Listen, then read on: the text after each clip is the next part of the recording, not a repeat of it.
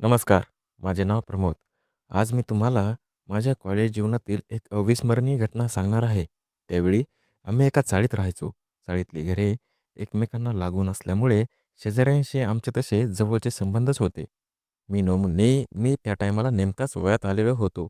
त्यामुळे साहजिकच माझ्या मनात स्त्रियांविषयी एक वेगळ्याच प्रकारचे आकर्षण निर्माण झाले होते.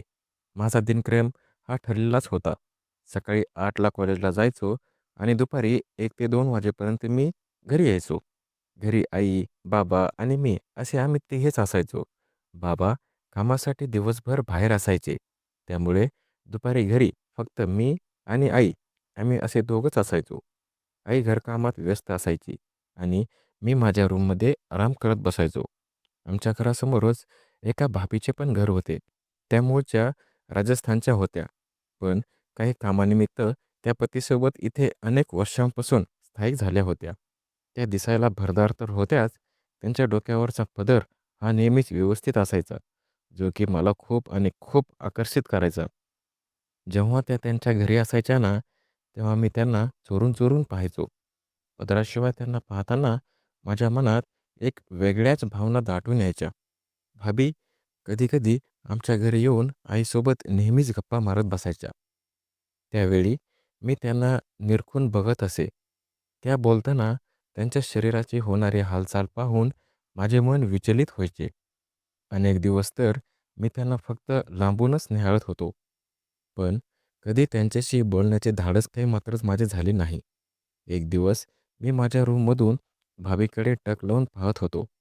त्यावेळी त्यांचे लक्ष अचानकच माझ्याकडे गेले.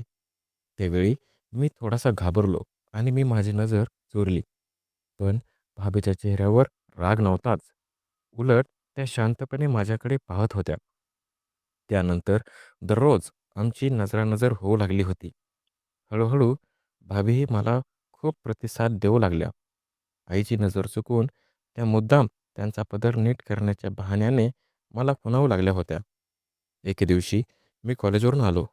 तेव्हा आई आणि भाभी या सोफ्यावर बसून गप्पा मारत होत्या. मी जेवण करून त्यांच्या शेजारीच सोफ्यावर जाऊन बसलो आणि आई आमच्याकडे पाठ करून काहीतरी काम करत बोलत होती.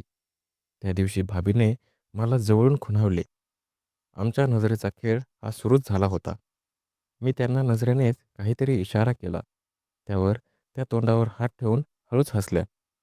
थोड्या वेळाने आई काहीतरी सामान आणण्यासाठी बाहेर गेली. घरात आता फक्त मी आणि भाभीच असे आम्ही दोघेच होतो.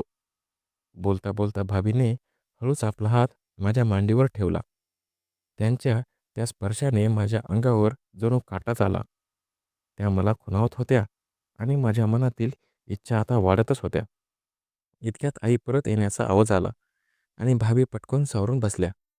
जाताना त्यांनी माझ्याकडे बघून एक खोडकर स्मित हास्य दिले. त्या दिवशी मी खूप आनंदात होतो. दुसऱ्या दिवशी पुन्हा तोच प्रसंग घडला. आता यावेळेस आई घरात असतानाही सोफ्यावर बसल्या-बसल्या भाभीने आपला हात माझ्या मांडीवर ठेवला. त्यावेळी त्यांनी थेट माझ्या संवेदनशील भागाचा स्पर्श केला. त्यांच्या नजरेत एक वेगळीच भूक मला दिसत होती. आईचे लक्ष नाही हे पाहून मीही त्यांचा हात माझ्या हातात घेतला.